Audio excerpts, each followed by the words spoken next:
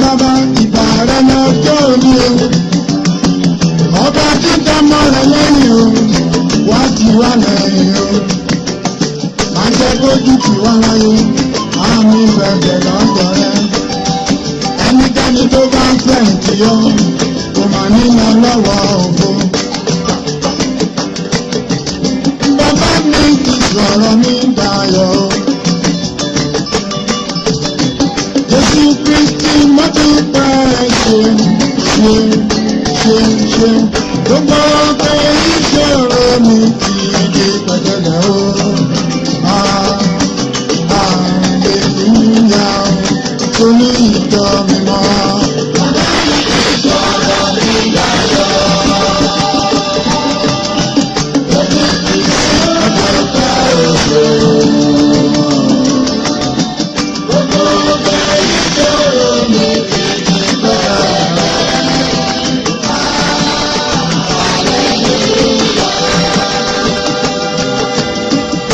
Bàbá mi ti sọ̀rọ̀ mi dayọ̀. Ẹ káalẹ́ níbi gbogbo tí ẹ ti ń gbọ́ mi. Ẹ káàbọ̀ sí orí ètò yìí, ètò ọmọlẹ́yìn Kristi. Ìta máa ń mú wá ní ọjọ́jọ́ Friday láti ilé-iṣẹ́ wa ìbílẹ̀ rédíò online. A dúpẹ́ lọ́wọ́ Ọlọ́run fún oore ọ̀fẹ́ ọjọ́ tòní. Níbi gbogbo tí ẹ ti ń gbọ́ mi, ṣáájú gbogbo mo kí a kú ọdún, a kú ìyèdún. Ẹ̀mí wa tó ṣe ọdún yìí lórúkọ Jésù á ṣe ọ̀pọ̀lọpọ̀ ọdún láyé. Eléyìí tá a ṣe yìí lórúkọ Jésù kò ní jẹ́ àṣemọ fún ẹnì kankan ní wa. Ọlọ́run tó fún wa ní oore ọ̀fẹ́ láti rí ọdún yìí lórúkọ Jésù á dẹ̀mí gbogbo wa sí. Gbogbo yìí tá à ń retí lọ́wọ́ Ọlọ́run lọ́dún yìí tí kò tí ì tó wa lọ́wọ́, ẹ̀mí mímọ́ á yọ́nú sí wa, fi lé wa lọ́wọ́. Mo kí ẹ káàbọ̀, a kú ọjọ́ mẹ́ta, ṣàlàáfíà ni mo bá yín. Ilé ńkọ́, ẹbí ńkọ́, iṣẹ́ ńkọ́, ẹ ṣeun, ẹ kú ìfẹ́ lórí ètò ọmọlẹ́yìn Kristi. Mo dúpẹ́ lọ́wọ́ Ọlọ́run, mo dúpẹ́ lọ́wọ́ yín. Gbogbo bẹ ṣe ń fi ìfẹ́ hàn, mo dúpẹ́ lọ́wọ́ yín. Ẹ kú àdúrótì, adẹ̀kú iṣẹ́ Olúwa. A dúpẹ́ ọ̀sẹ̀ ta lò tán yìí, ọ̀pọ̀ lájọ bẹ̀rẹ̀ ọ̀sẹ̀ yìí, àwọn kan ò sí láyé mọ́. Tó náà bí gbogbo tó bá wà, ìwọ tí Ọlọ́run dá ẹ̀mí ẹ sí, mo fẹ́ kó fi ọpẹ́ àti ìyìn fún Ọlọ́run nítorí tó ṣeun, nítorí tí àánú rẹ̀ dúró láéláé.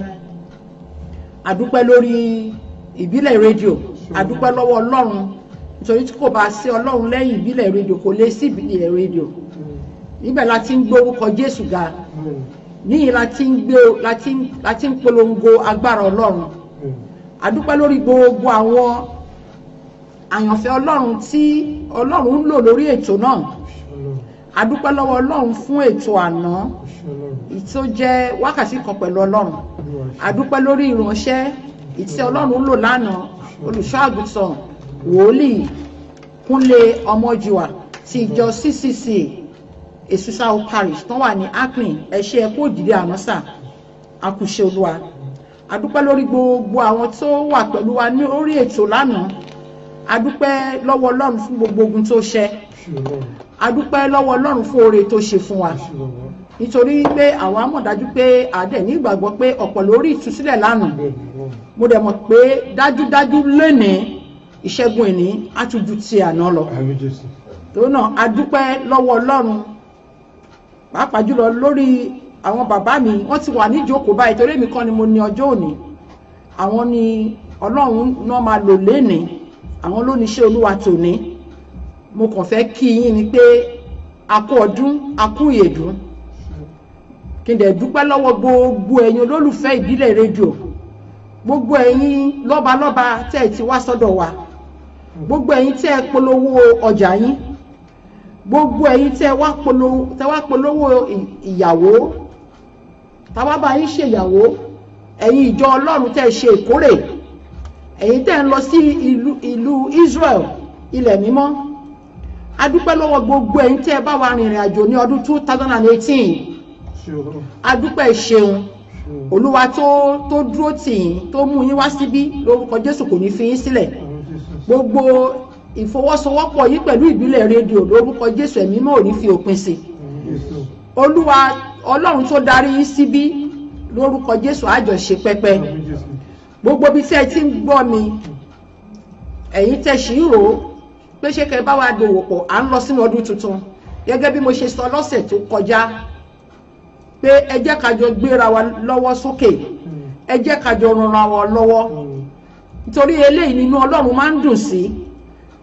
A bá ń ṣe ìfẹ́ ti Ọlọ́run gẹ́gẹ́ bó ti pa láṣẹ fún wa a ní máa pẹ́ lórí ìkúnlẹ̀ ìyanu ló máa fi ọ̀rọ̀ wa ṣe ṣùgbọ́n èyí tí ẹ̀ṣẹ̀ ń ṣe nínú ẹ̀ ló pọ̀ jù ṣùgbọ́n à ń lọ sínú ọdún tuntun ẹ̀mí mímọ́ á yọ́nú sí wa gbogbo ìta àti ṣe lọ́dún yìí a ti kà á kún pé àìmọ̀kan ni àìdákanmọ̀ torí náà Ọlọ́run ọba tó ń dáríjì ẹlẹ́ṣẹ̀ ọba tí ń gbọ́gbé ẹlẹ́ṣẹ̀ lórúkọ Jésù adáríjì gbogbo wa torí náà mo fi ọpẹ́ fún Ọlọ́run mo fi ìyìn fún mo dúpẹ́ lọ́wọ́ Ọlọ́run gidigidi gan ni nítorí pé ó ṣeun nítorí tí àánú rẹ̀ dúró láéláé mo dúpẹ́ lórí ètò yìí mo dúpẹ́ lórí ètò ọmọlẹ́yìn Kristi mo dúpẹ́ lórí àwọn ẹni àmì òró Ọlọ́run tí Ọlọ́run ti lò láti bẹ̀rẹ̀ torí gẹ́gẹ́ bí mo ṣe sọ mo sọ pé iṣẹ́ Olúwa kò ṣe é dá ṣe èmi ò lè dá ṣe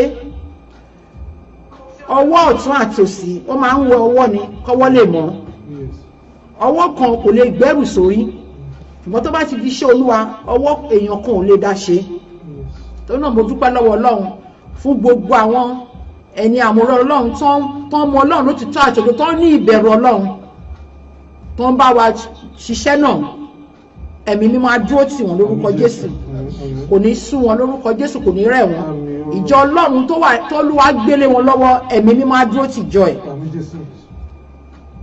ọ̀pọ̀ ló ń wá Ọlọ́run níta ń bẹ̀ yẹn gbogbo gbàtà bá ń dárúkọ ilé ìjọsìn ẹ lọ tọwò kẹrí pé rere ni Olúwa tẹ́ ẹ bá débẹ̀ ẹ lè mọ̀ ẹ má jókòó sílé kẹ má sọ pé ibì kò dáa ẹ má bá wọn ṣerú ẹ̀ mọ́ lọ́dún tuntun ẹ má bá wọn sọ bẹ́ẹ̀ mọ́ mójú ẹ débẹ̀ fúnra rẹ̀ ṣebí wọ́n ló mọ àìsàn tó ń ṣe ẹ́ ṣebí wọ́n ló mọ ibi tẹ́rù ẹ ti wúwo ẹnì kejì ọ̀rẹ́ ẹ ò mọ ibi tẹ́rù ẹ ti wúwo ìwọ ló mọ bó ṣe ń ṣe ẹ́ ìwọ ló mọ ohun tó fẹ́ lọ́wọ́ Ọlọ́run ìwọ ló mọ Ọlọ́run ẹ̀ tó bá mọ Ọlọ́run lótìtọ́ àti òdodo ò ní máa darapọ̀ mọ́ àwọn èèyàn tán níbì kan ò dáa débẹ̀ fúnra rẹ̀ lọ síbẹ̀ pẹ̀lú inú kan àti ọkàn kan lọ síbẹ̀ pẹ̀lú ìgbàgbọ́ pé Ọlọ́run lọ bá ń bì wàá wá rí i pé Ọlọ́run ó dùn láti sìn ọba tó dẹ̀ ń gbọ́ àdúrà ni tó náà mo fi ọpẹ́ mo fi ìfún Olúwa torí pé ó ṣeun torí tí àánú rẹ̀ dúró láéláé ó dẹ̀ mí gbogbo wa sí gbogbo ibi tí ẹ ti ń gbọ́ mi gbogbo ibi tí ẹ wà torí ìbílẹ̀ rédíò ó ti lu jára kò síbi tí ẹ ti lè gbọ́ wa gbogbo etí tó ń gbọ́ mi gbogbo àwọn tá a jọ bẹ̀rẹ̀ gbogbo àwọn tó máa darapọ̀ mọ́ wa àwọn tó tún máa gbọ́ ní orúkọ Jésù ẹ̀mí mímọ́ á gbaṣẹ́ wa ṣe Ọlọ́run á yọ́nú sí gbogbo wa gbogbo tó lè jẹ́ òkè ìṣòro orí kọ̀ọ̀kan kò sẹ́ni tí ò ní tiẹ̀ oníbolúkálukú ṣe ń gbé ẹrù ẹ̀ ni torí náà gbogbo tó lè jẹ́ òkè ìṣòro gbogbo àtàwa tá à ń sọ̀rọ̀ àtẹ̀yìntẹ̀ ń gbọ́ wa àtẹ̀yìntẹ̀ máa gbọ́ wa ní orúkọ Jésù ẹ̀ máa sọ di pẹ̀tẹ́lẹ̀ bá ṣe ń lọ sínú ọdún tuntun yìí ọdún tuntun ni nǹkan tuntun ni ó dàbí ọmọ tuntun ni ọdún tí ẹ̀dá kan kò lò rí ṣùgbọ́n Ọlọ́run ti lò ó kọjá mo bẹ Ọlọ́run mo gbà ládùúrà mo ní gbogbo ire tó wà nínú ọdún náà lórúkọ Jésù á wá orí kankan wa rí ọdún náà á tùbà á tùṣẹ fún wa ọdún náà á tù wá lára ọdún náà á lànà fún wa àríbá ti ṣe àárọ̀nà gbégbà wàhálà dààmú kan ó kéré kò sí bó ṣe lè kéré tó lórúkọ Jésù kò ní wọlé ẹnì kankan wa torí náà mo fi ọpẹ́ fún Ọlọ́run mo dúpẹ́ lọ́wọ́ Ọlọ́run fún ààbò rẹ̀ lórí wa fún àánú rẹ̀ pàápàá jùlọ oore ọ̀fẹ́ rẹ̀ torí tí kò bá sí oore ọ̀fẹ́ àwa kò lè wà níbí lónìí oore ọ̀fẹ́ Ọlọ́run la rí gbà torí náà a fi ọpẹ́ fún a dúpẹ́ lọ́wọ́ Ọlọ́run o ṣé o bàbá mi ọba tí kì í dójú tì ni ọba tí kì í kọ àwọn tiẹ̀ sílẹ̀ bàbá mi arúgbó ọjọ́ bàbá mi adàgbà má pàròyè òun kan ṣo tó dàmọ́lẹ̀ bóra bí aṣọ Ọlọ́run tó sọ fún mi nínú ọ̀rọ̀ rẹ̀ pé òun gbé ọ̀rọ̀ òun ga ju orúkọ òun lọ mo fi ọpẹ́ fún Ọlọ́run mo fi ìyìn fún ọ fún oore ọ̀fẹ́ tó fún wa àti lórí àwọn tó ń gbọ́ wa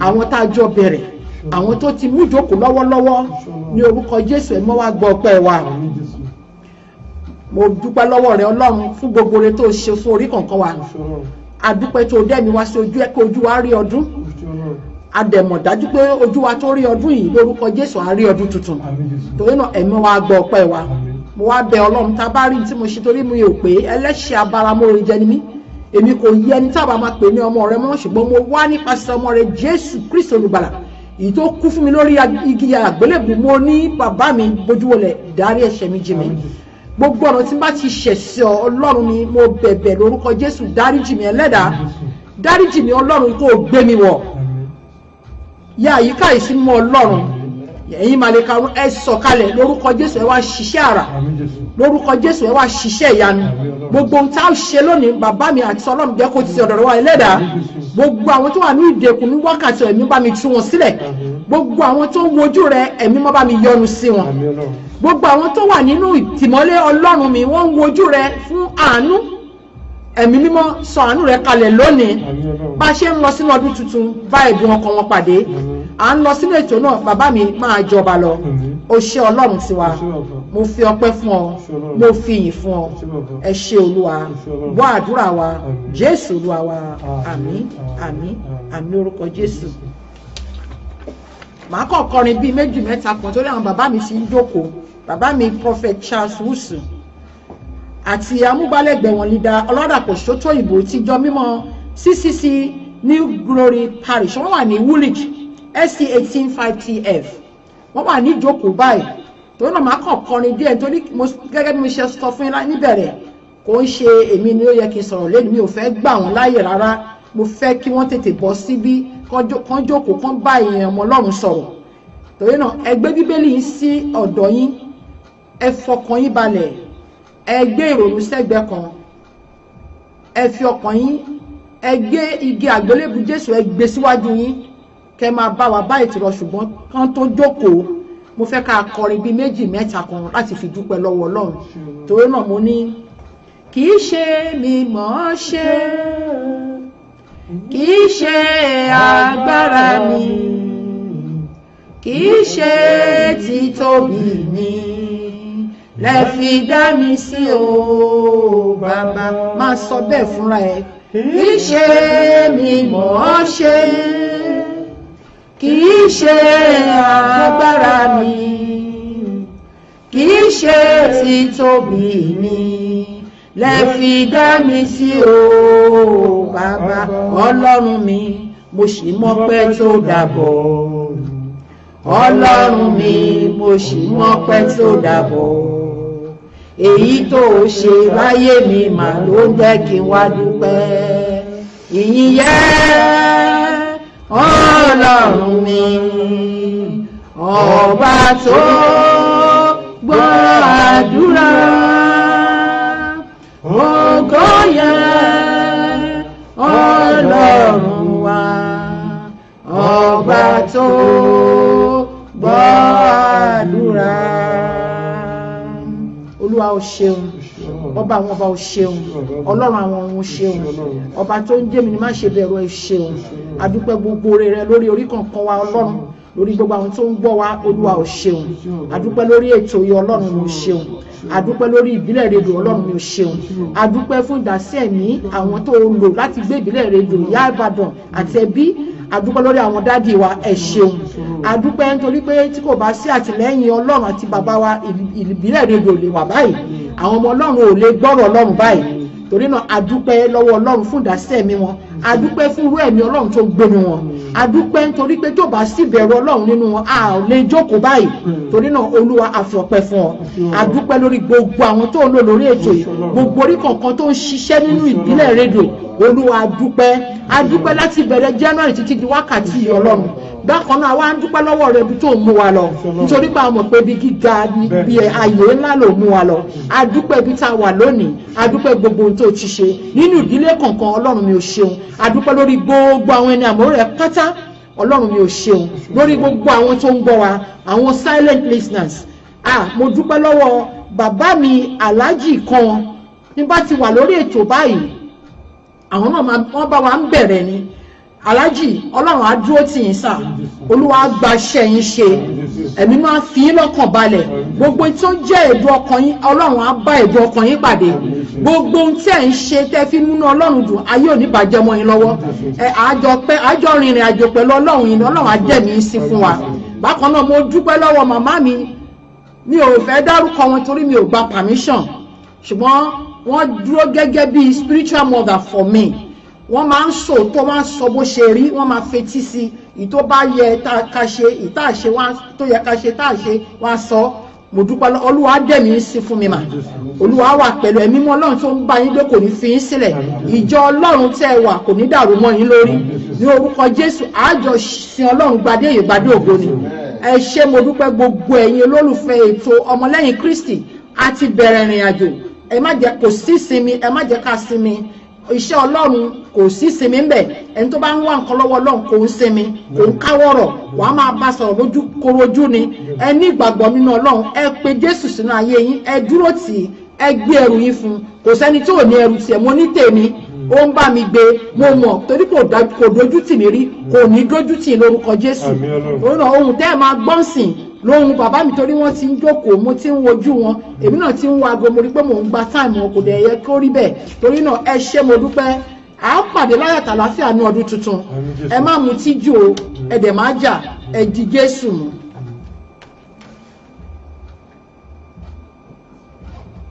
ẹ ṣé mo dúpẹ́ o àwọn bàbá mi wọ́n ti múra wọ́n ti fẹ́ mú jókòó prophet Charles Russell láti ìjọ mímọ́ CCC New Glory Parish wọ́n wà ní Woolwich àti amúgbálẹ́gbẹ̀ẹ́ wọn brother Sótóyìnbó ẹ ṣé mo dúpẹ́ kú dìde sà akúṣe olúwa ṣàgbára dọ̀tun kò ní sún yín kò ní rẹ̀yìn ẹ̀mú ọlọ́run àtúbọ̀ máa dára nínú ayé yín bá ṣe ń gbéṣẹ́ olúwa ga ẹ̀mú máa gbéṣẹ́ tiyín náà ga olúwa máa darí yín ẹ̀mú ò ní fi yín sílẹ̀ oore ọ̀fẹ́ tó wà ní ìjọ mímọ́ kò ní kákò nínú yín kò ní kákò lórí ilé yín kò ní kákò nínú ìjọ rẹ̀ pẹ̀lú àjọsìn ọlọ́run gbadé yìí gbadé ògo ni ìjọ mímọ́ ìjọ aláyọ̀ ni ẹ̀mí máa tún ìjọ mímọ́ ṣe báyé fẹ́ báyé kọ̀ ẹ̀mí máa tún ìjọ mímọ́ ṣe ọlọ́run ọba láyé tá à ń sìn tí àwọn òfin kankan kun á tún ìjọ rẹ̀ ṣe ògo olúwa á túbọ̀ máa búyọ jésù olúwa wa àmín àmín àmín lórúkọ jésù. ìrajà máa sọ̀kalẹ̀ wá. ẹ̀mí mímọ́ sọ̀rọ̀ wá gbé mi wọ̀. ẹ̀mí mímọ́ tí ó ní lára bí afẹ́fẹ́ òwúrọ̀ o. ẹ̀mí mímọ́ agbára ọ̀run wá gbé mi wọ̀. agbára wa o. ẹ̀mí mímọ́ agbára ọ̀run wá gbé mi wọ̀. ẹ̀mí tó wá bí ahọ́n iná tí ń tọ́ mi ń tọ́ mi wá o. agbára ọ̀run wá gbé mi wọ̀. àlejò olóore mo fìrẹ̀ lọ pé ọwọ́ wọ̀ sọ́kàn mi o. ẹ̀mí mímọ́ agbára ọ̀run wá gbé mi wọ̀. ẹ̀mí mímọ́ olùtùnú sọ́kàn mi bí ibùgbé rẹ̀ wà dàgbà. ẹ̀mí mímọ́ agbára ọ̀run wá gbé mi wọ̀. ẹ̀mí mímọ́ agbára ọ̀run wá gbé mi wọ̀. ẹ̀mí mímọ́ agbára ọ̀run wá gbé mi wọ̀. ẹ̀mí ọ̀run wá o. ẹ̀mí ọlọ́run sọ̀kalẹ̀ máa bọ̀ o. báwa pé olúwa. wá bá wa pé wá gbé wa ró. wá dàbíra o lórí òwúrọ̀ dé. lágbára o. ẹ̀mí ọ̀run wá o. ẹ̀mí ọ̀run sọ̀kalẹ̀ máa bọ̀ o. báwa pé olúwa. wá bá wa pé. wá dàbíra o lórí òwúrọ̀ dé o. ta ló ládámọ̀ràn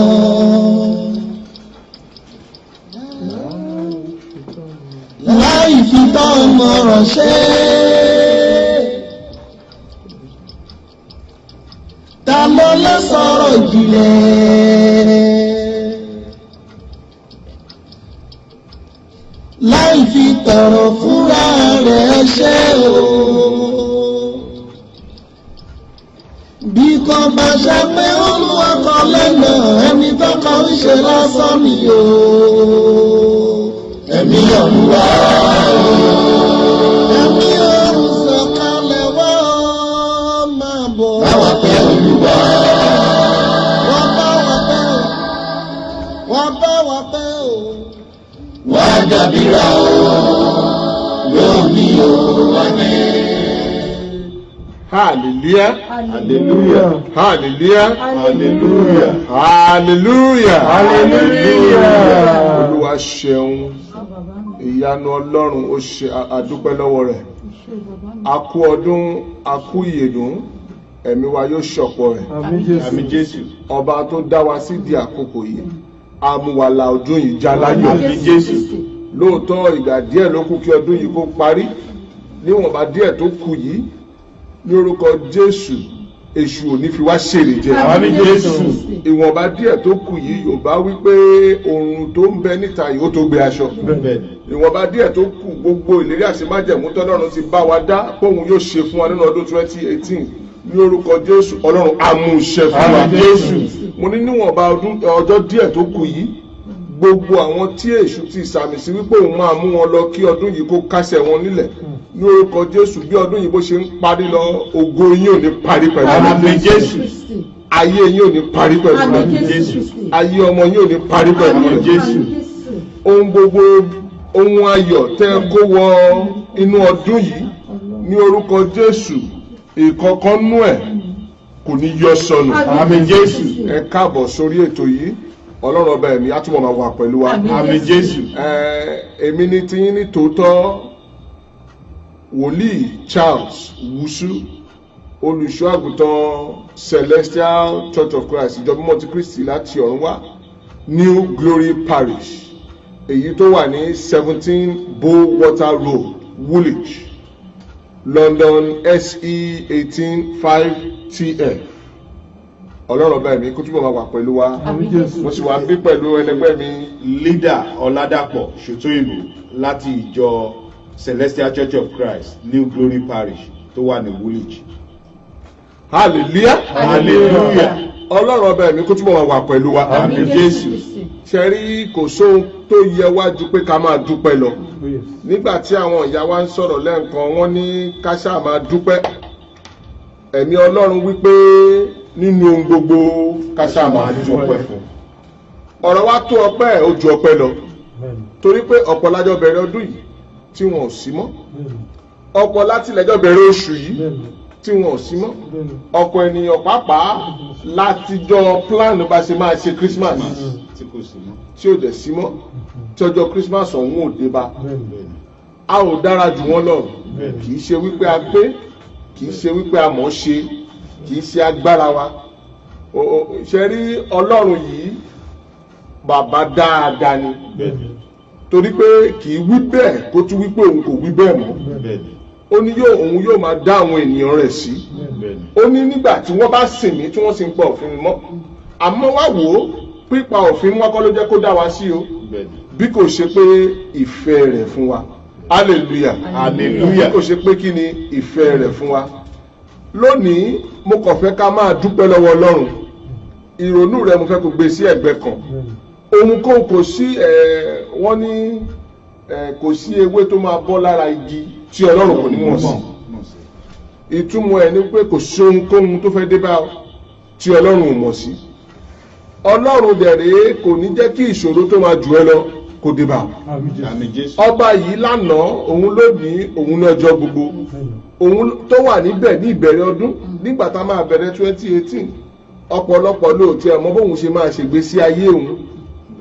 Ọlọ́run dẹ̀ dá ọ sí láti January ó mú títí kẹrẹkẹrẹkẹrẹ ó tún wọ December ó wọ December òun náà ló ti fẹ́ lóòótọ́ yìí ó wá ní kò sí Ọlọ́run.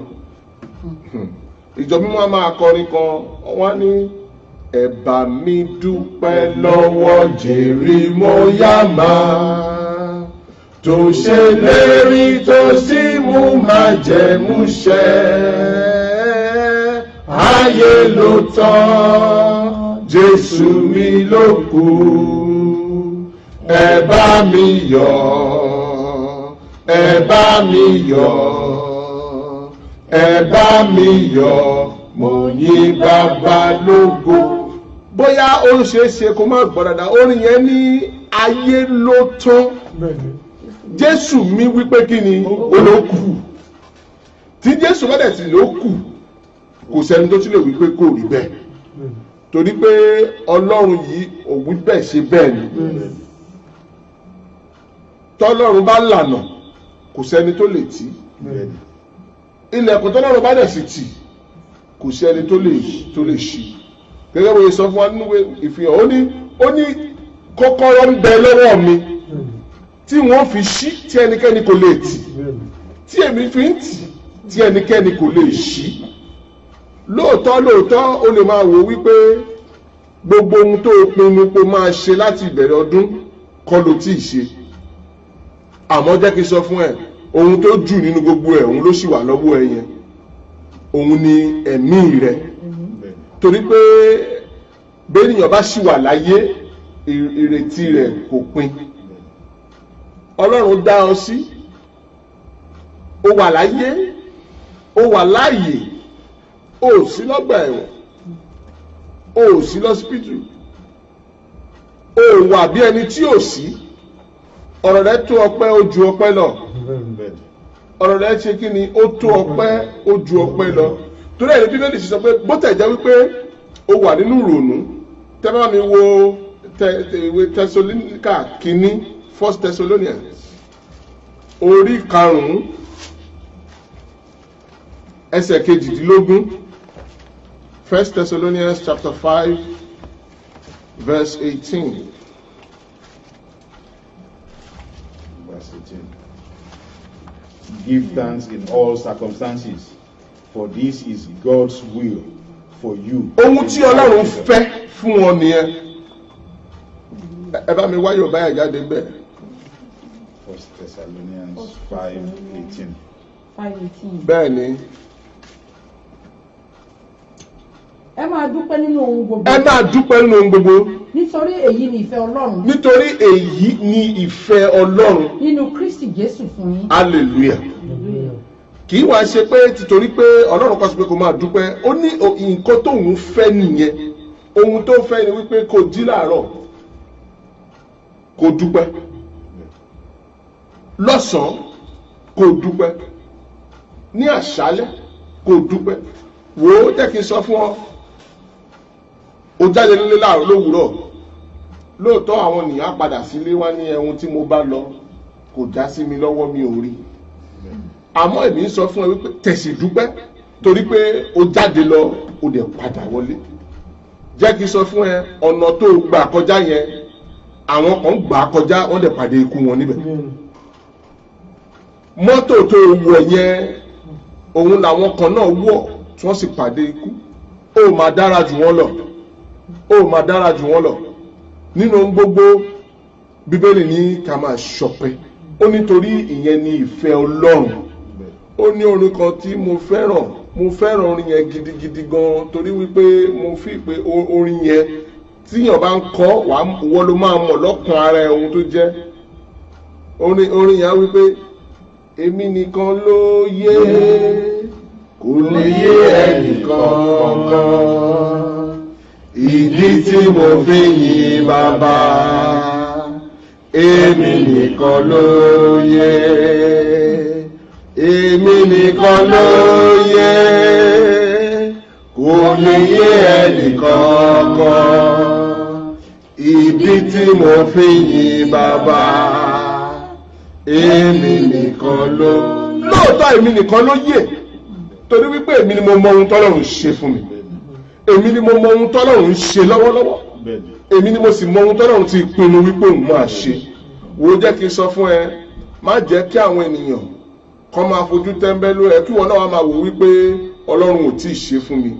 Kò sẹ́ni tọ́lọ́run ò ṣe fún, àfẹnibá ní tòun ò tó. ọlọ́run má jẹ́ ká ya abara mórí jẹ nínú ohun gbogbo ó ní ká máa dúpẹ́ ẹ bá mi wo psalm 69 kẹwo verse 30.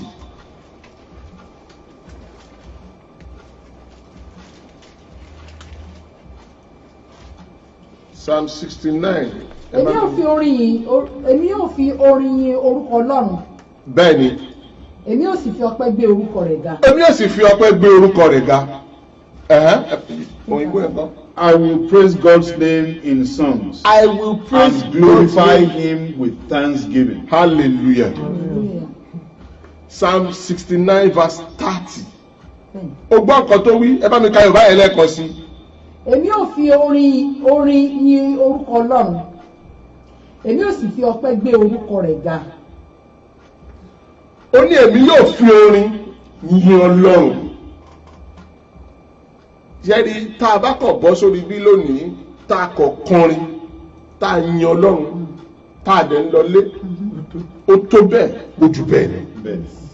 Torí pé ohun tí Ọlọ́run ṣe fún wa, ohun tí owó kò lè rà ni. Ọ̀pọ̀ ló lówó tí ò lálàáfíà. Orin wa kọ́ ni ó ní Jésù ṣeun fún mi, Jésù ṣeun fún mi, Jésù ṣeun fún mi, ìgìdá ọpẹ́ ló yẹ ọ́ o, Jésù ṣeun fún mi, Jésù ṣeun fún mi, Jésù ṣeun fún mi, ìgìdá ọpẹ́ ló yẹ ọ́. Ó ní ọ̀pọ̀ ló lójú tí kò lè fi ríran, ọ̀pọ̀ ló létí tí kò lè fi gbọ́ràn, ọ̀pọ̀ ló lówó tí ò lálàáfíà. Jésù yìí ó ṣeun fún mi, Jésù ṣeun fún mi, alágbára gíga. Jésù ṣeun fún mi, Jésù ṣeun fún mi, ìgìdá ọpẹ́ ló yẹ ọ́. Jésù ṣeun fún ẹ, ìgìdá ọpẹ́ ló yẹ Ọlọ́run lóòótọ́. Tá bá ní ká mú pépà àti pẹ́ẹ̀nì nísìn ká máa ka ẹ̀ṣẹ̀ tá a ti dá láti January, ìwé á kún, ilẹ̀ á kún. Àmọ́ Ọlọ́run yìí kò wo ẹ̀ṣẹ̀ rẹ, kò wo ṣíṣe rẹ, ó dá ọ sí. Àwọn ọ̀tá Bíbélì gan sọ ó ní àṣálẹ́ nígbà tí ènìyàn sùn, ó ní ọ̀tá sì wọnú ọgbà, ó sì fún èpò mú àlìkámà. Nígbà tí ìrẹ́ sùn níbi tó ti ń họnu tí èpò fún tí ọ̀tá wọlé tó fún èpò mú àlìkámà, Ọlọ́run ló sì ń bẹ ìpa mọ́. Ọlọ́run yìí ló dá ọ sí, kòró ti wà rẹ, ìmí inú wa bó tún dọjọ́ ìsinmi tó yẹ ká lọ sin Ọlọ́run, a ò ní lọ. Ìmí ìbá tiẹ̀ lọ ọ̀tọ̀ lóhun ta ló ń ṣe ní ṣọ́ọ̀ṣì ọ̀hún gan. Àmọ́ Ọlọ́run ò tún wá wò yẹn, ó dá ọ sí, ó dá ọ sí, kì í wá ṣe ìwọ nìkan, ó dá ọ sí tọmọtọmọ, ó dá ọ sí tẹbí tará. Kí ló ó ní kí ni mo gbé fún Ọlọ́run yìí, kí ni mo ní, ta ni mí, kí ni mo jẹ́. Ọlọ́run yìí kò sí ohun tó fẹ́ gbé fún Ọlọ́run tí Ọlọ́run kò ní. Àmọ́ Ọlọ́run kọ̀ wí pé máa dúpẹ́ nínú gbogbo. Ẹ bá mi wo Psalm 107. Tí a bá kọ̀ dúpẹ́ lọ́wọ́ Ọlọ́run lónìí, ká dúpẹ́ ṣẹ́rí àwọn ènìyàn láti ìbẹ̀rẹ̀ ọdún yìí, kò sí èèyàn náà tá a bá béèrè lọ́wọ́ rẹ̀ pé gbogbo àdúrà tó ń gbà láti January, àdúrà kí ló ń gbà, à ń béèrè nǹkan ni. Bá a bá wúlẹ̀ báyìí, a máa béèrè ni, Ọlọ́run pa ọ̀tá mi run, Ọlọ́run ṣe báyìí fún mi, Ọlọ́run ṣe báyìí fún mi. Ó ti ẹ̀kọ́ tí ẹ̀rọ ń jọ̀kan pé má tẹ̀jẹ̀ ń béèrè kọ́kọ́ lọ́wọ́ bàbá yìí, jẹ́ ń dúpẹ́ lọ́wọ́ rẹ̀. Irú ọjọ́ òní yóò yẹ kó dúpẹ́. Ẹ bá mi ẹ ti rí Psalm 107, ẹ mú láti verse 1. Ẹ fi ọpẹ́ fún Olúwa. Ẹ fi ọpẹ́ fún Olúwa. Nítorí tí ó ṣeun. Nítorí tí ó ṣeun. Nítorí tí àánú rẹ̀ dúró láéláé. Hallelujah, nítorí tí àánú rẹ̀ dúró láéláé.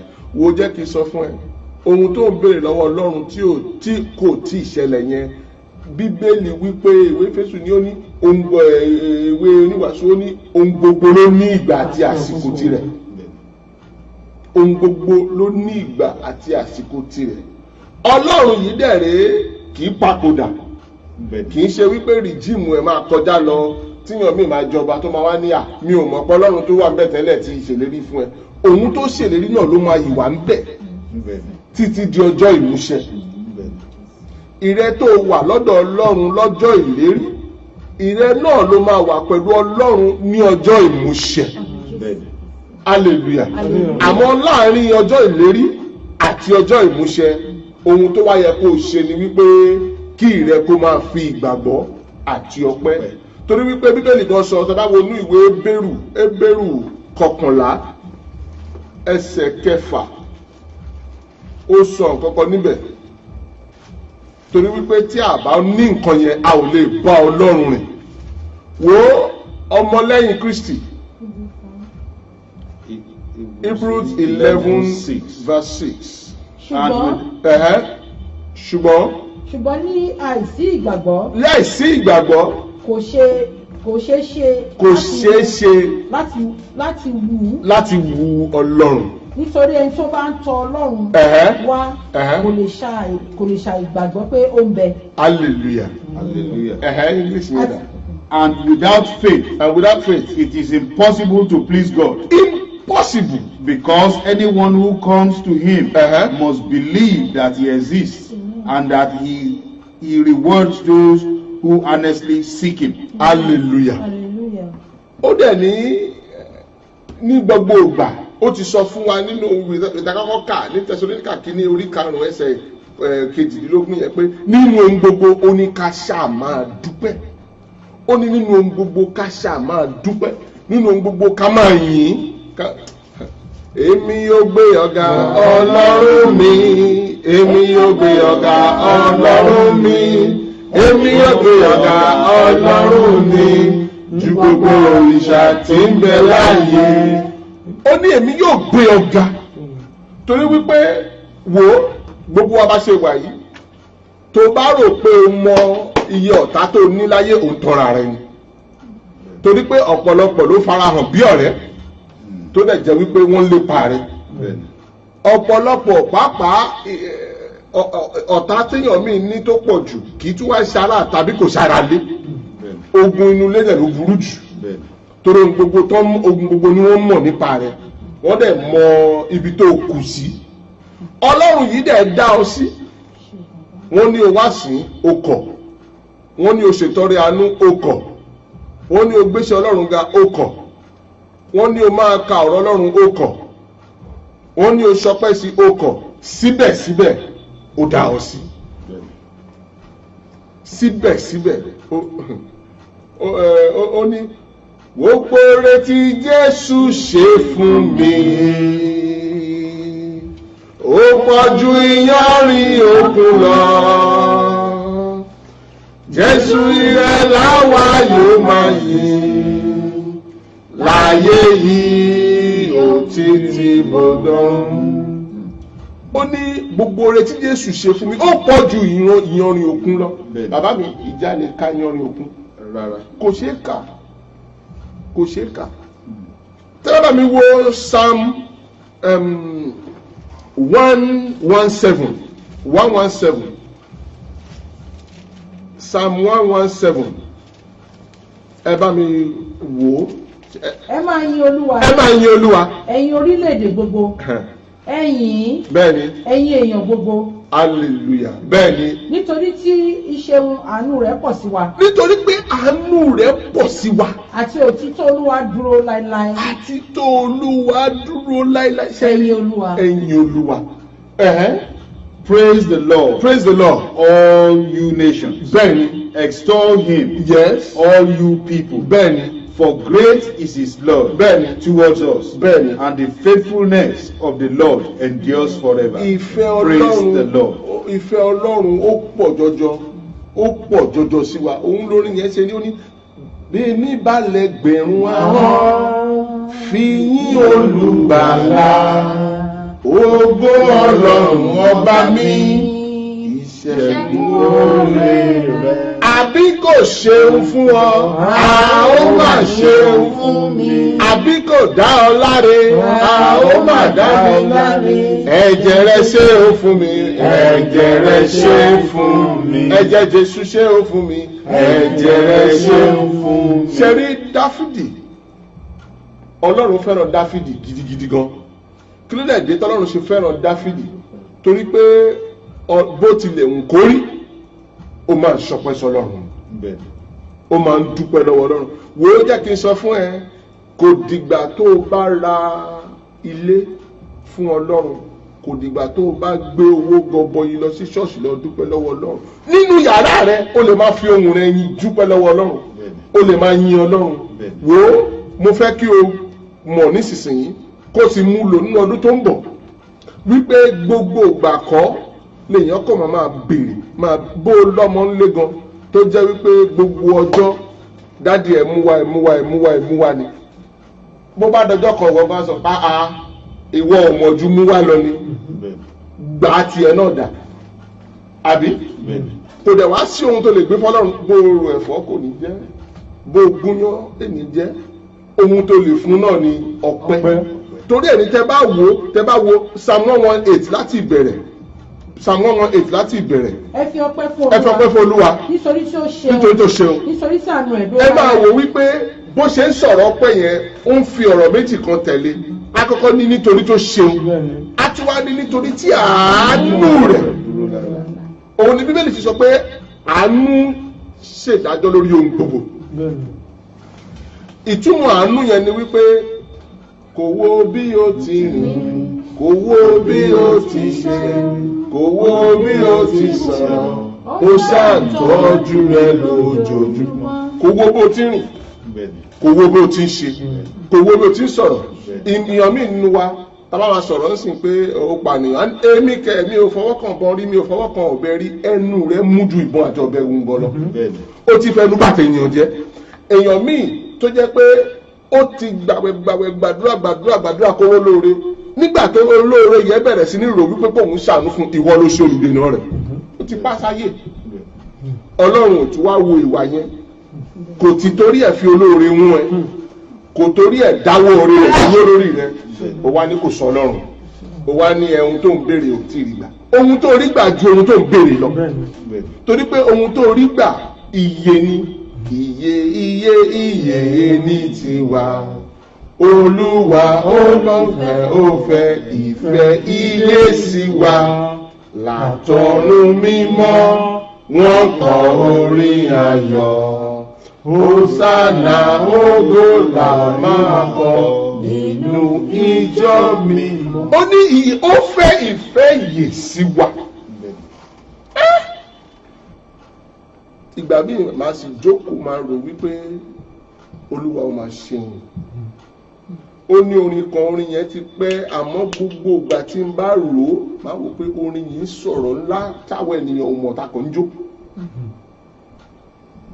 Orin yẹn wípé ẹ ṣé El Shaddai mi o, bẹ́ẹ̀nìyàn ti pọ̀ tó nílé ayé ẹ rántí mi. Máa wá rò mọ́ ní billions of èèyàn ló wà nílé ayé, síbẹ̀síbẹ̀ Ọlọ́run gbàgbé rẹ̀, síbẹ̀síbẹ̀ Ọlọ́run dáhùn sí. Bó wà láyé tó bá lò lọ́tà ó ń tọ́ra rẹ̀ ni. Àmọ́ Ọlọ́run fi kọ́kọ́ dá wa lójú pé gbogbo ogun yẹn kìí ṣe tirẹ̀. Tẹ́ bá wo inúwe Króníkà kejì orí 20 ẹsẹ̀ 17 ó ṣe ìlérí kan fún wa níbẹ̀. Ìlérí yẹn 2 Chronicles chapter 20 verse 17. Ẹ̀yin kò ní ìjà ní ọ̀ràn yìí. Ẹ̀yin kò ní ìjà ní ọ̀rọ̀ yìí. Ẹ tẹ̀gún. Ẹ dúró jẹ́. Kí ẹ sì rí ìgbàlà Olúwa lọ́dọ̀ yín. Hallelujah. Ọlọ́run sọ fún ẹ pé o ò ní ìkọ̀kọ̀ láti ṣe, òun ló ṣe sọ pé àwájú aṣẹ́gun lọ, nítorí àwa gbẹ́kẹ̀ wa lé ọ Jésù, àwájú aṣẹ́gun lọ. Àbí? Nítorí àwa gbẹ́kẹ̀ wa lé ọ, rántí wípé nínú Hébérù 11 ẹsẹ̀ 6 àti kà níbẹ̀ wípé tí ò bá ní ìgbàgbọ́ ò lè bá Ọlọ́run rìn ò dẹ̀ lè wù ú. Àmọ́ tó bá ní ìgbàgbọ́ òun ló sọ fún wa ní Kóríńtà kejì yẹn pé dúró jẹ́ ò ní nǹkan kan ṣe nínú ogun tó wà nílẹ̀ yìí, èmi ni mo lógun, èmi ni mo sì máa jagun rẹ̀. Wò ó, mo ń sọ fún ọ nísinsìnyí ó kù ọjọ́ 3 péré kí ọdún yìí kó parí. Ọjọ́ 3 yìí mo bẹ̀ ọ́ ọmọlẹ́yìn Kristi, ó ṣe máa dúpẹ́, ó wà nínú ilé ni máa dúpẹ́, òun wẹ̀ lọ́wọ́ ni máa dúpẹ́, òun lọ lójú ọ̀nà ni máa dúpẹ́. Dáfídì ọpẹ́ Dáfídì ṣe rí ẹ̀jẹ̀ tó wà lọ́rùn Dáfídì ó ju bí kankan nu wá ṣe lè rò lọ. Àmọ́ síbẹ̀síbẹ̀ Ọlọ́run fẹ́ràn ẹ̀ torí pé ó mọ bí ó ṣe ń dúpẹ́, ó mọ bó ṣe ń tu Ọlọ́run ẹ̀ nínú. Tẹ́ bá mi wo Psalm 146, ẹ bá mi wo verse 1.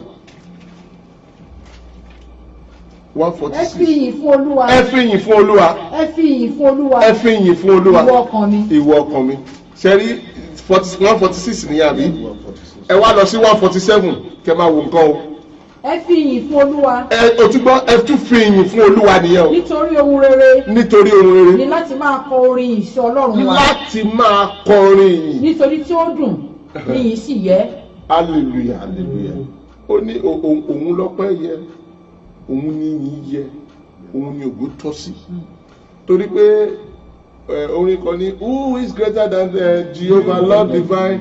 There is no one greater than Jehovah Lord divine. Kò sí ẹnikẹ́ni tó tó tàbí tó jù lọ. Ẹ tún wá lọ sí 148 kẹ́tù ohun tí yẹn náà tún sọ. Ẹ fi ìyìn fún Olúwa. Ẹ tún máa gbọ́ ó tún ní ẹ fi ìyìn fún Olúwa. Ṣáà máa yìn nínú ohun gbogbo, ṣáà máa yìn, máa yìn. Ẹ fi ìyìn fún Olúwa láti ọ̀run wá. Láti ọ̀run wá. Ẹ fi ìyìn fún ní ibi gíga. Ẹ fi ìyìn fún. Ẹ tún wá lọ sí 149 kẹ́tù bá mi wò yẹn náà. Ẹ fi ìyìn fún Olúwa. Ẹ fi ìyìn fún. Ẹ kọrin tuntun sí Olúwa. Hallelujah. Gbogbo ènìyàn tó ń gbọ́ mi, ìjẹ́ orí pé láti 146 yẹn bí a ṣe ń kà bọ̀, ẹ fi ìyìn fún Olúwa ló fi ń bẹ̀rẹ̀. Ẹ fi ìyìn fún Olúwa. Ṣáà máa gbéga, máa gbéga, máa gbéga, máa yìn, máa fi ìyìn fún. Ẹ bá mi ka 149 yẹn mò ń gbọ́. Ẹ fi ìyìn fún Olúwa. Ẹ fi ìyìn fún Olúwa. Ẹ kọrin tuntun sí Olúwa. Ẹ kọrin tuntun sí Olúwa. Àti ìyìn rẹ̀ láti Àti ìyìn jọ rẹ̀. àwọn ènìyàn mímọ́. Hallelujah. Ó ní ṣáà máa yin Olúwa, máa dúpẹ́ lọ́wọ́ rẹ̀. Ó ní tèmi tọ́pẹ́ lọ́dọ̀ Olúwa, tèmi tọ́pẹ́ lọ́dọ̀ Olúwa, èmi ó máa fi jóyin Jésù lógo. Òṣòlérí àjẹtì mi àlẹ́ ọjọ́ pẹ́. Wo jẹ́ kí n sọ fún ẹ, ogun tí wọ́n torí ẹ̀ fẹ́ ronú para ẹ̀ yẹn, ogun yẹn ò ṣẹ̀ṣẹ̀ bẹ̀rẹ̀, òótọ́ tó wà ń bẹ̀ nìyẹn. Ogun yẹn ò ṣe kí ni, kò ṣẹ̀ṣẹ̀ bẹ̀rẹ̀. Tó bá máa borí ẹ ni, á ti borí rẹ tipẹ́tipẹ́. Àmọ́ Ọlọ́run sì ń bẹ síbẹ̀síbẹ̀. Rántí wípé ọjọ́ táwọn ọmọ Ísírẹ́lì dé Egypt kan ni wọ́n kú. Ọlọ́run lè kó wọn kúrò, àmọ́ ó fi wọ́n lẹ̀ di ìgbà tó máa yẹ ògo rẹ̀. Òun ló máa ṣe, òun ló mọ àkókò tó yẹ, òun ló mọ àkókò tó yẹ ìwọ gan fúnra rẹ̀. Orin kan wà, ó ní orin bùrọ̀bùrọ̀, mo fẹ́ràn orin yẹn gidigidi gan. Téèyàn bá kọ orin yẹn, á jẹ́ kí yàn ronú wípé ìyẹn pé bí ayé ṣe rí nìyẹn. Ó ní èmi á dúpẹ́ o lọ́wọ́ Ọlọ́run mi, èmi á dúpẹ́ o lọ́wọ́ Ọlọ́run mi, èmi á dúpẹ́ o lọ́wọ́ Ọlọ́run mi, èmi á dúpẹ́ o lọ́wọ́ Ọlọ́run mi. Bí mo tilẹ̀ ṣaláìní ṣe bẹ́mi ni mo ń sọ̀rọ̀ yìí, èmi á dúpẹ́ o lọ́wọ́ Ọlọ́run. Ó ní bí mo tilẹ̀ ṣaláìní, èmi ni mo ń sọ̀rọ̀ yìí. Wo jẹ́ kí n sọ fún ẹ, o lè ṣaláìní. Ìyẹn ò tún wo ohun tó ṣaláìní yẹn ohun ayé ni. Torí pé ẹni tó bá ti ní Ọlọ́run, ó ní ohun gbogbo. Ohun tó ṣaláìní ohun ayé ni, ohun ayé. Ohun ayé tó máa padà fílẹ̀ sáyé lọ ni. Ẹ bá mi wo Psalm 150. Kí ni ìyẹn sọ mbẹ̀? Ẹ fi ìyìn fún Olúwa. Tí o tún gbọ́, ẹ tún fi ìyìn fún Olúwa ló tún sọ yìí o. ẹ fi ìyìn fún ọlọ́run ní ibi mímọ́ rẹ̀. ẹ fi yìn fún ọlọ́run níbi mímọ́ rẹ̀. yìn nínú òfurufú ojú ọ̀run agbára rẹ̀. hallelujah. ìtumọ̀ ẹ̀ ni wípé níbi gbogbo. Let me tell you, praising God is the easiest thing to do. Torí wípé oríṣiríṣi ọ̀nà ló fi lè yìn. Wọ́n ní omi yìn, èèrà ilẹ̀ yìn, ewé yìn, atẹ́gùn yìn, ẹyẹ yìn. Kí ni wá dé ìwọ tó jẹ́ ènìyàn tá a fún ní agbára lórí ohun gbogbo yìí tí ò lè yìn? Kò dìgbà tó bá gbélù jáde, kò dìgbà tó bá gbé gìtá gíbọ̀dì jáde. Láti ọkàn rẹ ó lè máa yìn gan láì lanu. Bẹ́ẹ̀ni. Ó lè máa yìn. Ọlọ́run dẹ̀ mọ̀ wípé ó yìn òun. Wàá kò máa jó sí Ọlọ́run lọ́rùn. Wípé bàbá, mo wá yìn ọ́ lógo. Ó jẹ́ káyé dè mí mọ́lẹ̀. Jésù, mo wá yìn ọ́ lógo. Ó jẹ́ káyé dè mí mọ́lẹ̀. Gbogbo ìrẹ́ tí ó ń gbọ́ mi yẹn tó ń rò wípé wọ́n ní kí n máa dúpẹ́, ohun ẹ̀tọ́ mi wọ́n gbà á lọ́wọ́ mi, wọ́n tì mí jáde, ẹ wá ní kí n máa dúpẹ́. Kò sóhun tó ṣẹlẹ̀ sí ẹ tí ò tí ì fìgbà kan ṣẹlẹ̀ rí. Àkókò ti lọ. Torí bí a ṣe ń sọ̀rọ̀ lọ yìí ni ẹ̀mí Ọlọ́run fi yé mi wípé èèyàn kan wà tó ń gbọ́ wa níbẹ̀ tó ń rò wípé ohun tóun ti sọnù, ohun tó yẹ kóun jẹ́ èèyàn pàtàkì, wọ́n fọwọ́ rọ̀hún sẹ́yìn, ẹ wá ní kóhùn máa dúpẹ́. Wo ọ̀rọ̀ kan ni mo ń sọ fún ẹ lónìí, ó mọ̀ ọ́ra ẹ bó ṣe ń gbọ́ mi. Ẹ bá mi lọ sínú ìwé onídàájọ́.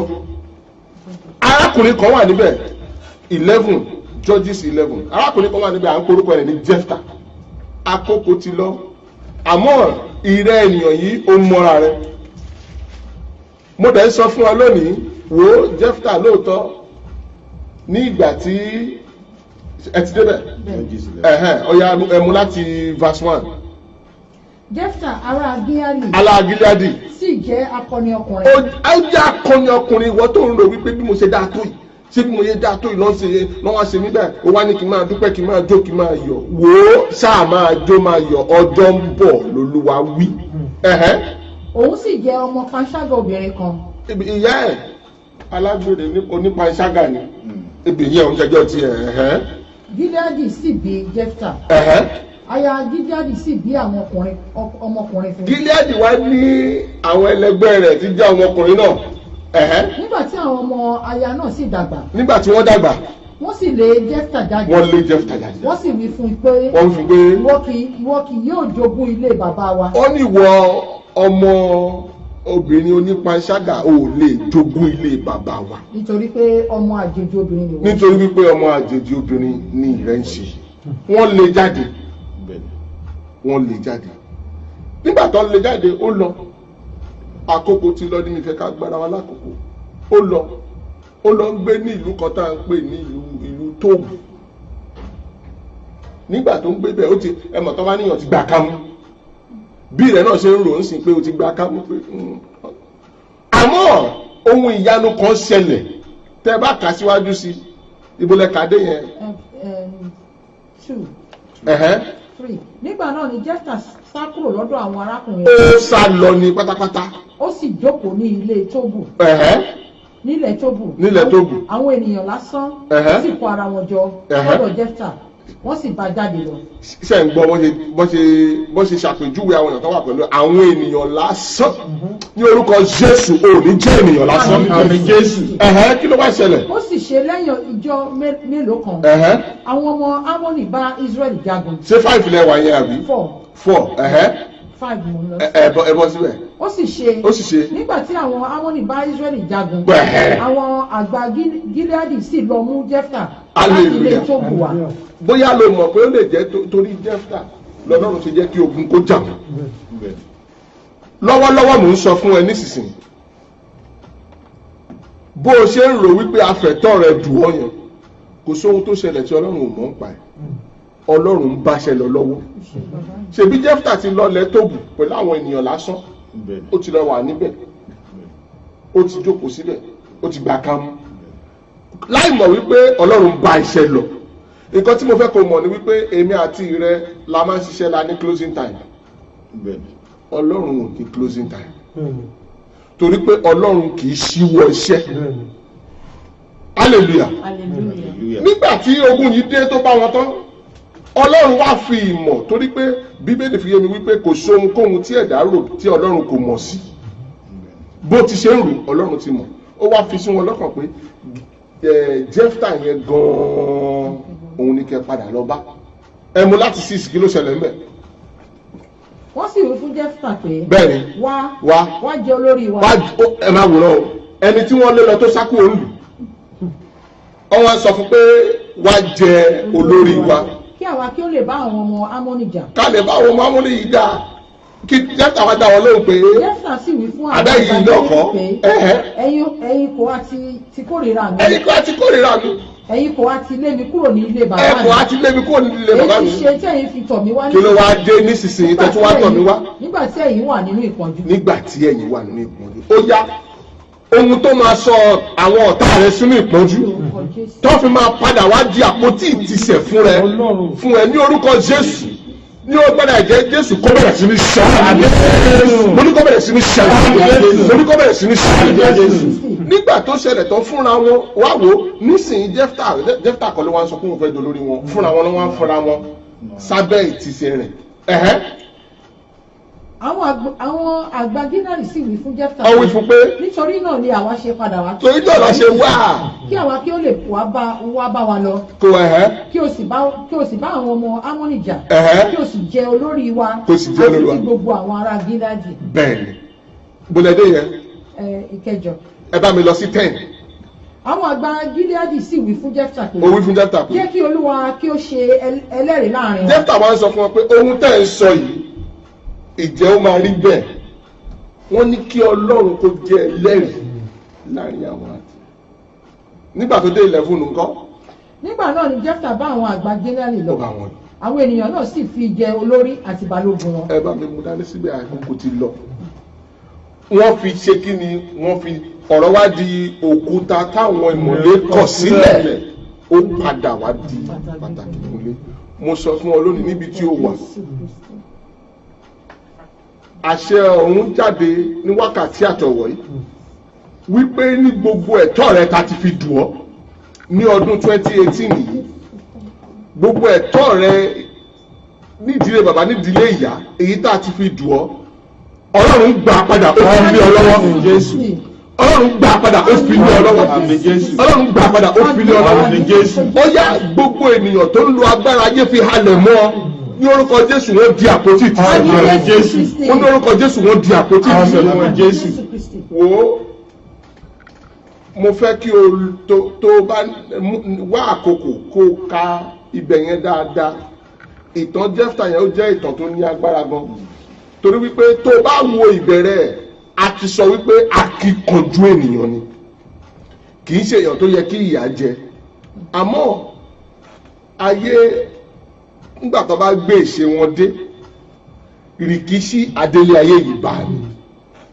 òun mo ṣe sọ pé kò sóhun tó ń ṣẹlẹ̀ sí ọ tí ò ṣẹlẹ̀ rí mo gbà ládùúrà fún ẹ lónìí wípé ìyà tí ayé fi ń jẹ ọ́ ìyà tí ayé fi ń jẹ ògo rẹ bí ọdún yìí bó ṣe ń parí lọ ìyà náà kó dópin lórí ọjọ́ Jésù mo ní ìyà náà kó dópin lórí ọjọ́ Jésù mo ní ìyà náà kó dópin lórí ọjọ́ Jésù bó ṣe ń wọnú ọdún 2019 kó máa wọnú ògo rẹ lọ ó yá lórúkọ Jésù kó máa wọnú ògo rẹ lọ ó yá gbogbo àwọn ènìyàn alágbára ayé tó sọ ọ́ sínú túbú ayé ọba tó wà pẹ̀lú Dáníẹ́lì nínú túbú tí Dáníẹ́lì jẹ́ nínú túbú tó fi jẹ́ wípé ọba wípé Ọlọ́run Dáníẹ́lì yìí ni a ó máa sìn mo ké pe Ọlọ́run yẹn ní wákàtí àtọ̀wọ̀ yìí ní orúkọ Jésù gba ìtúsílẹ̀ lágbára ẹ̀jẹ̀ Jésù gba ìtúsílẹ̀ ọdún 2019 kó lọ ṣògo wọnú ògo rẹ lọ wọnú ayọ̀ rẹ lọ wọnú ìgbéga rẹ lọ bóyá mo fẹ́ gbàdúrà fún ọ nísinsìnyí níbikíbi tí wọ́n wà mo fẹ́ kó di orí rẹ mú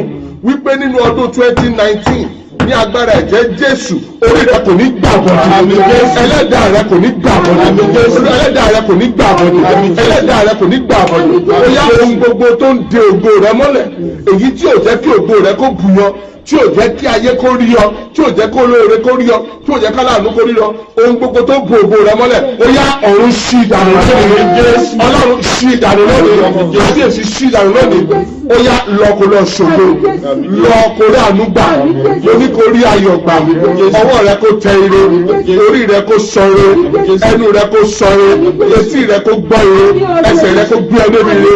Ọdún 2018 yìí lóòótọ́ wọ́n ní ọdún ògbólógbó ni, ó yá bó ṣe ń lọ lórúkọ Jésù kò ní di ọmọ rẹ lọ, ó yá ohun gbogbo tó lé ní 2018 tí ò tẹ̀ ọ́ lọ́wọ́ bí ayọ̀, ìgbéga, ìlọsíwájú, ìfọkànbalẹ̀ ní orúkọ Jésù, bí o ṣe wọnú ọdún 2019 kó bẹ̀rẹ̀ sí ní tẹ̀ ọ́ lọ́wọ́, ọkàn rẹ kó balẹ̀, ọkàn rẹ kó balẹ̀, ọkàn rẹ kó balẹ̀. Bíbélì fi yé mi wípé ó ní Nehemiah ó lọ bá ọba, ó ní mo fẹ́ lọ tún ilẹ̀ bàbá mi ṣe, ó sì fún ní ìwé ìrìnnà, ẹni tó kọ́kọ́ gbà ìwé ìrìnnà nìyẹn àbí, ó sì lọ ní gbogbo ibi tí a dé à ń kẹ a sì ń gẹ̀ ní orúkọ Jésù, ní ibikíbi ohun kò wà, yálà nílùú London yìí ni o, ní Amẹ́ríkà ni o, Italy ni o, Germany ni o, Australia ni o, pàápàá tàbí Nàìjíríà pàápàá, mo gbà ládùúrà fún ẹ lónìí gẹ́gẹ́ bí ìránṣẹ́ Ọlọ́run wípé Ọlọ́run kó fàyè gbà ọ́, Ọlọ́run kó fàyè gbà ọ́, Ọlọ́run kó fàyè gbà ọ́, ìlúkìlú ohun kò lè wà Ọlọ́run mọ̀ nípa ẹ̀, Ọlọ́run ló fi ẹ́ síbẹ̀ lórúkọ Jésù, ní agbára ẹ̀jẹ̀ Jésù. Bí àwọn ọmọ Ísírẹ́lì tó bá lè délẹ̀ Kénáánì tó sì jọba níbẹ̀, níbikíbi tó wà ó yá máa jọba níbẹ̀, ògo àtẹwàrún kó máa bùyọ, ìyanu Ọlọ́run kó máa ṣẹlẹ̀, testimony kó tẹ̀lé, testimony kó tẹ̀lé, testimony kó tẹ̀lé, ó yá lọ fi ayọ̀ wọnú 2019, bó ṣe ń fi ayọ̀ wọnú 2019 ó máa fi ayọ̀ parí rẹ̀, testimony ni kó jẹ́ ọ̀rọ̀ rẹ̀, orí ayọ̀ kó máa gbẹnu rẹ̀ kan, kó máa fìyìn fún Ọlọ́run Jésù Kristi Olúwa tó dùgbàlà wa, àmín àmín àmín. Hallelujah méje láti fi yìn bàbá. Hallelujah, hallelujah, hallelujah, hallelujah, hallelujah, hallelujah, hallelujah. Ọlọ́run ọba ẹ̀mí kó túbọ̀ máa wà pẹ̀lú wa. Tẹ́ bá fẹ́ bá wa sọ̀rọ̀ lórí aago mi ní 0747 600 4671 0747 600 4671. Ilé ìjọsìn wa sì wà ní New Glory Parish 17 Bowater Road, London, Woolwich, London SE 18 5TF. Mo mọ̀ wípé àtijọ́ ń bá ètò yìí bọ̀, ọdún yìí adúpẹ́ lọ́wọ́ Ọlọ́run wípé lépa orí ọ̀fẹ́ Ọlọ́run àti rí òpin rẹ̀ náà. Bí a ṣe ń bẹ̀rẹ̀ ọdún tuntun náà lórúkọ Jésù, ayọ̀ Ọlọ́run yóò máa bá wa lọ. Ọba tó wù nínú àánú rẹ̀ tó dá wa sí, ó dá wa sí fún ìdí kan tàbí èkejì ni. Ìdí tí Ọlọ́run ṣe torí ẹ̀ dá wa sí ní orúkọ Jésù, èṣù ò ní bàjẹ́. Èmi ni ti yín ní tòótọ́, Ọlọ́run kó dá wa sí nígbà tá ó tún máa pàdé lórí ètò yìí ní ọdún tó ń bọ̀, ní èyí tí ṣe Friday tó ń bọ̀ yìí. Ilé-iṣẹ́ ìbílẹ̀ rédíò kò ní jóná, ilé-iṣẹ́ náà kò ní dàrú, ó yá Ọlọ́run alágbára kó gbé irinṣẹ́ náà bá. Ìwé mọ́ wípé ó ní tí Ọlọ́run bá ṣetán láti ṣe iṣẹ́ rẹ̀, kò sẹ́nikẹ́ni tó lè dá dúró.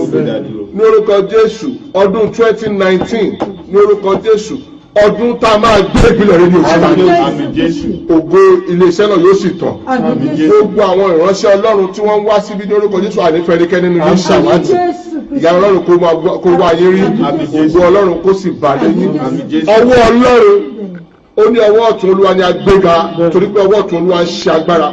Ọwọ́ ọ̀tún Olúwa yìí kó máa gbè wá níjà, Jésù wà pẹ̀lú wa, kó súre fún wa. Gbogbo ẹ̀yin olùgbọ́ ọmọlẹ́yìn Kristi, mo gbà á ládùúrà fún yín pé etí tẹ́ fi ń gbọ́ wa kò ní di, ojú tẹ́ fi ń wò wá kò ní fọ́, ẹ ní fàìsàn ló gbà, wàhálà ìdààmú ó kéré ó tóbi kò ní jẹ́ ti yín, ẹ ò ní ṣubú dànù, ẹ ò ní tẹ́, ẹ ò ní tí, bẹ́ẹ̀ ṣe ń kójọ ayé ò ní túká mọ́ yín lọ́wọ́, ìyanu Ọlọ́run kó máa ṣẹlẹ̀. Gẹ́gẹ́ mo sọ lẹ́ẹ̀kan fún gbogbo ẹni tó fẹ́ àdúrà, aago mi ní 0747-600-4671 0747-600-4671. Ọlọ́run ọba ẹ̀mí kó wà pẹ̀lú wa nígbà tí a ó tún máa pàdé ní ọdún tó ń bọ̀ pẹ̀lú ayọ̀. Hallelujah. Hallelujah. sílẹ̀ òwe rẹ̀ yára ṣàánú mi ọlọ́run aláìsàn.